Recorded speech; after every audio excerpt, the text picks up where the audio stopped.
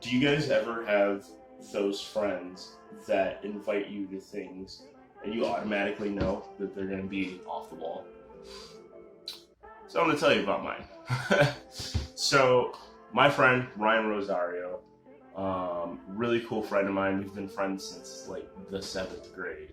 Not all through the time. I think it was just kind of like it just built into that over time. But regardless, let's get into the story. So friend Ryan invites me by. He's like, hey man, come over to my friend Miguel's house. It's gonna be great. We're gonna have this little event. I heard you're a DJ. Come on, let's do it. All right, cool. So I head over there. There's nobody there. It's me, him, and his boy Miguel. We're all just hanging out, and we're just as we're chilling. He's just like, yeah, man, like we're starting up this group called Brotherhood. It'd be dope if you want to be involved with it. Sounds like a cult, but okay, I'm in. So apparently this night was gonna be the first night of the Brotherhood parties. So night starts off pretty decent. I'm spinning. I'm fairly bad at this point. Like I'm good-ish, but not like good. So yeah. So like we're there. Party's happening. Ryan keeps slipping off in the room for spiciness with, you know, some people. And I think like right in the middle of the party, like it's getting like stupid loud, like stupid loud. Next thing you know, the guy Miguel, whose house this is, his mom comes downstairs and she is livid. We're all like probably like 19, 20 at this time, so you know all this drinking and buffoonery, you know, probably isn't being looked on too positively by the old madre.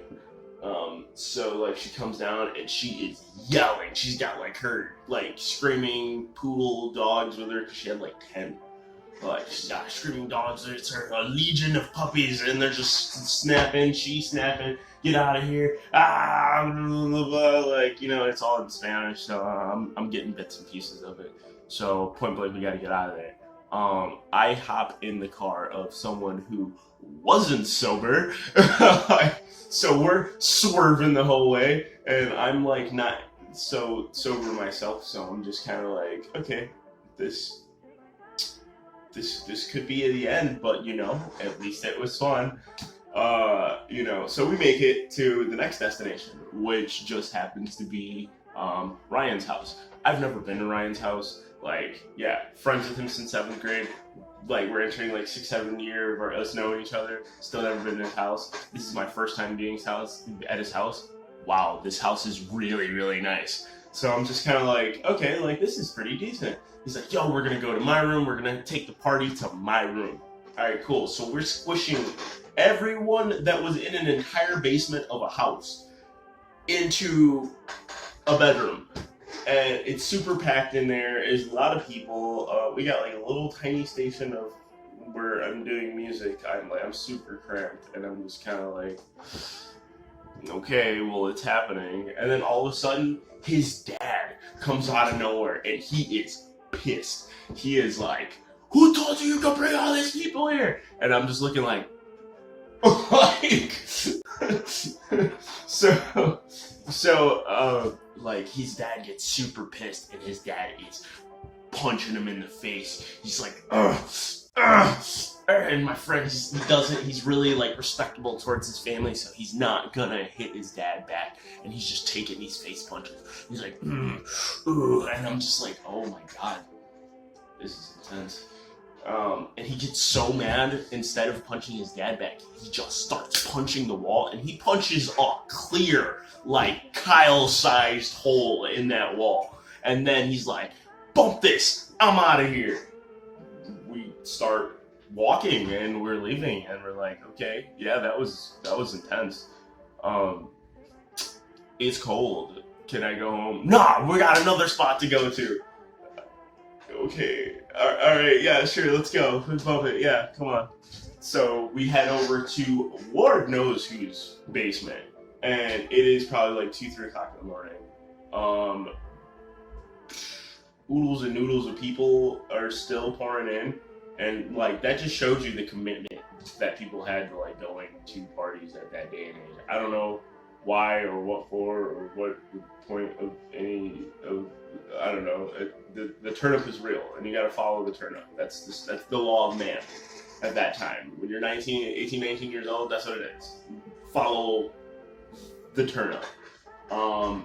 Man, so we got there, and I was so tired because I'm not a stay up all night type person.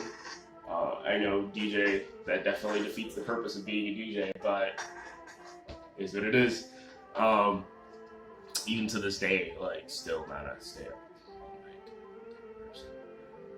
But they literally pull out the dirtiest mattress I've ever seen in my entire life, and I don't know if you've ever been so tired that you don't care what the mattress looks like, you don't care what the sofa looks like, and you're just like, I'm just gonna have to take a very thorough bath when I get home. And that's exactly what I did. I hopped on this super dirty mattress, passed out on it, woke up probably at like 5, 6 o'clock in the morning. People are still drinking and turning up. Like, what? Like, what? Like, what is this commitment?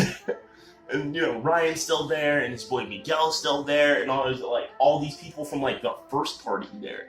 And it's just bananas. This dude, like, Ryan's, like, whole hand is, like, bandaged up, because on the way to the party, the last party of the night, this dude just started, like, ragging on, like, parking meters, like, you know, before they were, like, the big boxes, and they were just, like, the little gray you digs that you just slip quarters in. Yeah, those. He was wailing on them, and I'm like, dude, like, why are you doing that? And he's because I'm mad.